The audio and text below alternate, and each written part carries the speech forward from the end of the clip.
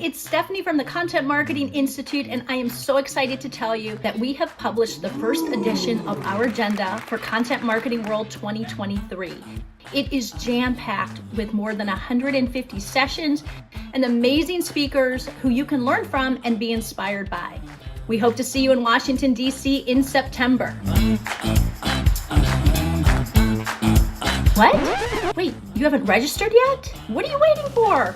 Lock in the early bird rates today. We'll see you in September.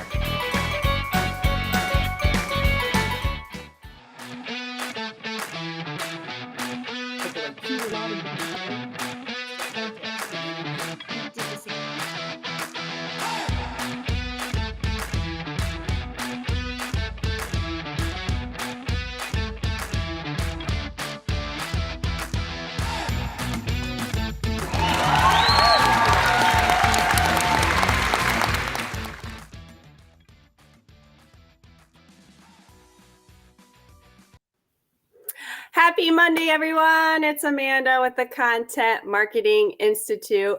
As always, thank you for joining me for this Ask the CM World Community Livestream, where each time we dive into a new topic with an awesome member of our CM World community. And today is no different.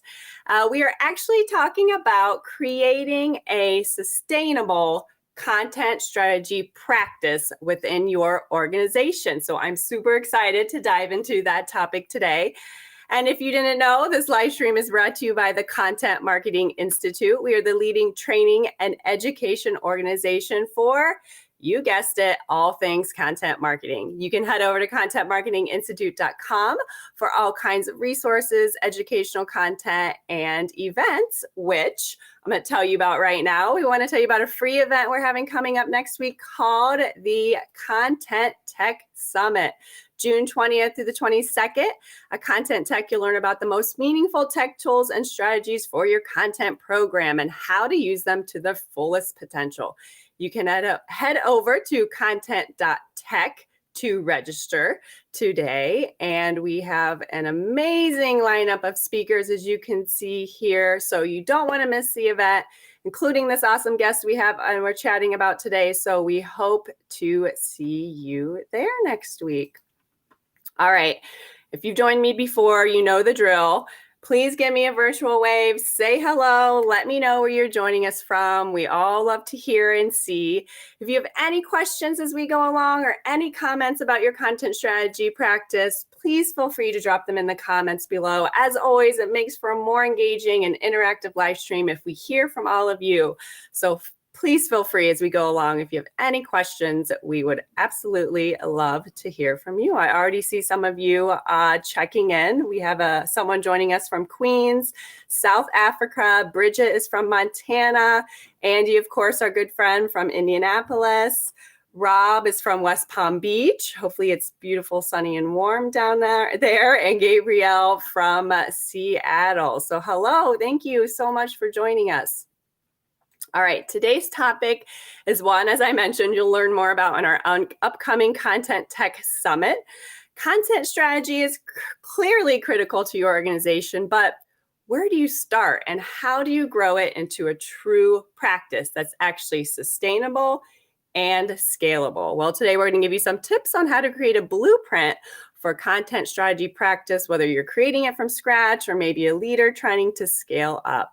And joining me to chat about today is someone I just met, and I'm excited for you all to meet as well. And Natalie Dunbar is a UX-focused content strategist with a unique blend of skills as a content writer, user researcher, journalist, social scientist.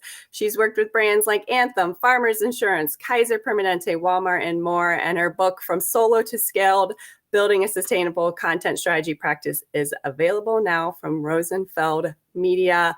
Hello, Natalie. Thank you for joining me. Hello, Amanda. How are you? I Thanks am for well. having me. Yes, we have people coming from all over, Washington, D.C., Brazil, everywhere, Seattle. Brazil, yes, Kenya. Yes, so thank you all for joining us. Amazing. All right, let's kick it off here, Natalie. So you come from a UX-focused background. So from your experience, your insight, how do you define content strategy? So In the user experience space, content strategy really is about getting the right content at the right time in front of the right people in the format that's right for them. So here we're talking about being able to serve up content and digital experiences that serve the needs that someone may have for interacting with a digital product or service. Um, so the way that comprehensive content marketing strategy kind of facilitates the user journey through like the marketing funnel, to my marketing friends out there, there's a kind of handoff that happens at the conversion space in that funnel where you've got them to sign up or join or whatever it is that final call to action is. Once you kind of have that handoff, user experience is what helps to maintain a useful and usable experience for users in a digital space. But that said, I've been told that the content strategy practice blueprint is actually applicable to any content practice or any practice that you might want to build or scale, whether it's in a user experience space and a Marcom or content tech space. So hopefully that, if there's folks out there that are listening that are maybe not like, well, I'm not a UX focused content strategist, or I'm not even a content practitioner, but can this help me? Then I think this blueprint might be useful. That's great. That's great. So, and I think it's great to, right, have a little bit of experience in everything, kind of like you do, right? Yeah, it's helpful. So, yeah, right. So why should an organization think about building out an internal content strategy like practice? And, how do you get buy-in? How do you make that business case for it?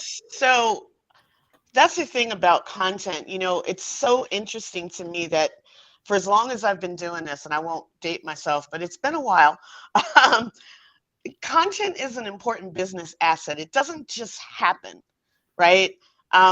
Someone has to create it, someone has to curate it, someone has to maintain it, someone has to decide what is appropriate content, someone has to decide if content needs to be sunset. All of that needs to have some type of governance to it. And it doesn't just, as the word goes, auto-magically happen. It is content as an asset needs to have an investment made into it so that businesses can continue to be competitive, so that their content is up to date, so that especially in the the website and app space, you're not updating content to the last minute before like a major rebrand or launch. You want to make sure that your content is always like I said, up to date, useful, and usable, and that people are able to achieve what we call top tasks whenever they interact with your apps or your websites or any digital experience that your brand might create. In terms of getting buy-in, making the case can sometimes happen organically, where someone realizes, it could be a content practitioner, it could be someone else who's savvy about content or who is a champion of content, that realizes, whether it's in an agency setting or within an organization, that someone needs to be managing this asset. Someone needs to come in and make this content make sense for people. And so that's when the business case kind of makes itself. Other times, when there are content folks that are working in an agency or an organization, you're maybe creating, taking certain projects and creating internal use cases that you can then present to show how you, as we used to say, move the needle, how maybe you've cut down on a process that helps to bring a launch or of a website or an app to market quicker. Maybe not by saving the content updates until the very last minute, which usually can drag things down. Or maybe you're showing how you are able to increase revenue or save on costs. These are many use cases that you can use. Usually internally in an organization, it's good to have a sponsor or someone who has the attention of leadership, who can then kind of sponsor your business case and say, hey, we need to get this in front of you because you need to understand that content is an important business asset. Champion. I always love that word, content champion within the organization. If you're just joining us, I'm chatting with Natalie Dunbar. She's a content strategist and author. She'll be speaking at our upcoming Content Tech Summit. If you have any questions as we go along, as we're talking content strategy practice, feel free to drop it in the comments and let us know. All right, so we have the buy-in, right? So how do we assemble and build a team that is actually, sustainable so we can continue this practice? So a few things come to mind about assembling a team. Usually, so the first part of the title, From Solo to Scale, kind of is my journey as, a solo content person, the only content person in the room. And then to scaling out a practice to, building out a team. So first I had to, as a solo practitioner, kind of go deep. I had to kind of upskill and figure out areas where maybe I could become more effective as a content practitioner. And then when we were starting to, this was in an agency setting, we were starting to have clients that were interested in not only having a full rebrand of their website or digital experience, but they also wanted someone to look at their content and to maybe embed with their marketing teams or whoever's responsible for their content to help them understand how to assess that content. So I then needed to find, what was the question that I was asked? How do we find somebody else like you? And I'm like, well, I cover a lot of demographics, so can you please be more specific? What they wanted was another content strategist. So I found another person and we started to slowly build out this practice. In some organizations, you'll have an editorial team or you'll have a content team that acts as a service to the entire organization. They may not be centrally located in say a design ops type situation or in a UX team or even in a marketing team. They just may be a service to the entire org.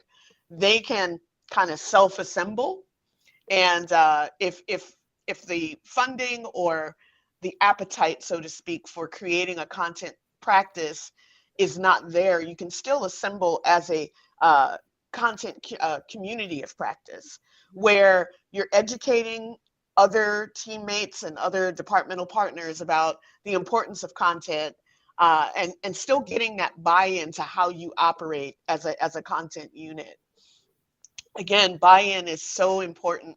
And the other thing that's important is building these relationships with those cross-functional teammates. If you're in a UX setting, we're talking, your UX designers, your interaction designers, engineers, if you have information architects.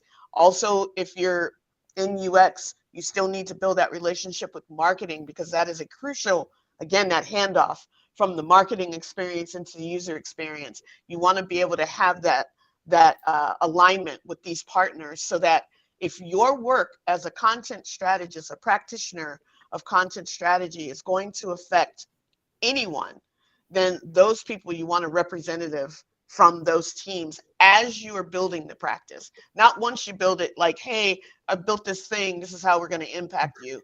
It's more effective if you bring them along in the process. Yeah, not like, hey, you got to do this. This is right. what you're doing. We already did exactly. it. We don't want your input.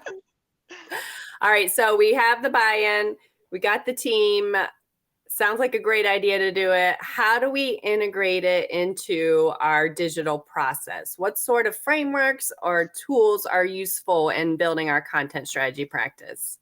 So from a purely content standpoint, something that comes to mind is very basic, I think, to most content strategists, but it's really, really good for kind of like leveling the playing field and everyone starting at the start line together to get to whatever finish line we're trying to get to. And that's my favorite tools, the inventory and audit. Nothing fancy. We're talking, Airtable or, an Excel spreadsheet or, Google Sheets, whatever you have available, inventorying your content to know how much you have and where it lives.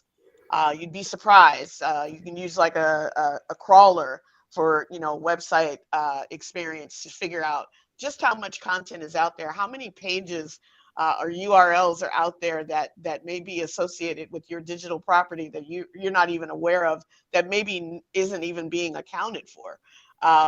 Can that be trimmed down? Should it be eliminated? Is any traffic going to that, to that space? This also can include, if you're in like an agency setting and you're doing more content marketing strategy, you can inventory your clients' mailers, their social media presence. You don't have to do every post, but you will want to get an idea of the number of posts that are going out in the spaces that they're going out into, what platforms, and those types of things. And then from there, once you know how much content you have, you want to be very clear on what your goals for that content are. Are you rebranding? Are you doing some kind of major update? What are the business goals? What are the needs of your users and your customers? Maybe you're launching a new product, and that product is going to alter the way that users experience your digital experiences. So knowing and being very clear on what your goals are, then you want to audit your content to say, how well does the content that we have measure up to this goal that we're trying to get to, right? So you have how much, and then how good is it? And does it ladder up to the goals? You may need to sunset content. You may need to assess whether it's redundant content, whether it's outdated, whether it's trivial. You may need to identify some gaps in your content. You may need to create or curate new content. But this is the basic way to get started, to understand what's out there. There's one other thing from the standpoint of building a practice and how to get started. And that's what I call a process framework. That's where you bring all those people that you've built those relationships with back in the room, and you look at your ways of working. You just define what phases of your, develop your product development, whatever your process is, define what those phases are. And then you start to look at what are the milestones, what are the handoffs, who are the players in that process, and understanding by using that framework and having everyone come together and be part of creating that framework. That way you're carrying on that buy-in. Perfect. All right. Finally here, you talk about what you call right sizing, or thinking beyond, planning for the future with our practice. So what are some things to consider when you're determining the right size of the content strategy practice? I talked about this a little bit earlier, and it's kind of assessing what skills you have on your current team, and possibly and also looking at what things may be requested of your team. What usually happens, at least in my experience, once the idea of this content strategy practice has the organization has come along, and there's kind of a content strategy maturity that's happening within the organization, meaning people are all of a sudden going, hey, I think your team can help me do this. I think your team can help me do this other thing. All of a sudden there's a high demand, which is a good problem to have, except if you don't have enough people to execute well, then you're on this hamster wheel of always trying to, do the work, but not having enough resources, and then not meeting deadlines because you don't have the resources. And then it's just over and over again. So what you want to be able to do is look at whether or not with the amount of people that you have in your practice, if you upskill and kind of rearrange who's doing what, can you accommodate additional requests for the services of the practice? Or can you add more people? Maybe you can't add more headcount. Maybe you can add 1 or 2, but you need 5. Maybe there's room to add a contractor.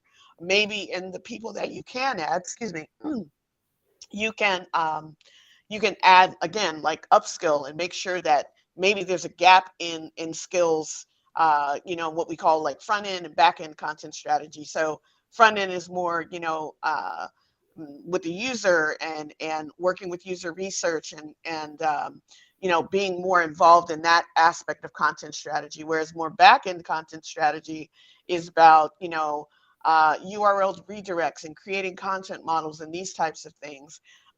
If your organization needs that end-to-end type of content strategy process, then you're looking at who do I have and what do I need to fill those gaps. It's kind of like taking an inventory and audit of your team and figuring out what you need to make that practice sustainable.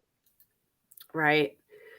Well, Natalie, that is great. All of this is great information. You're going to be going into it even more next week at our Content Tech Summit, June 20th through the 22nd here next week. So you can head over to content.tech to register for that and to hear more from Natalie. I believe she's speaking with also chatting with our own Robert Rose, who is awesome as well. So we have a great lineup of speakers, so head over there and register for that. And Natalie, more about where people can get your book, more about where they can find you. I am on LinkedIn, Natalie M. Dunbar. I am on both Twitter, I'm still there, and the Literati. I'm the Literati on Twitter and on Instagram. That is my book, From Solo to Scale. It is available directly from Rosenfeld Media. We have a discount code for you, Dunbar-Fast Chat, that will get you 20% off. If you already have my book, you can use it on another Rosenfeld Media book, but hopefully you'll get mine. And if you do, please read it and please write a review.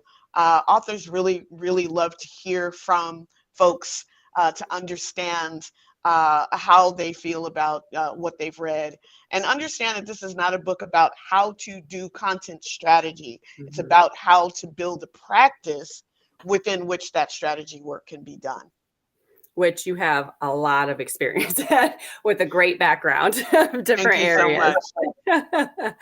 All right. So thank you all for joining us. Thank you so much, Natalie, for your time today. We really appreciate it.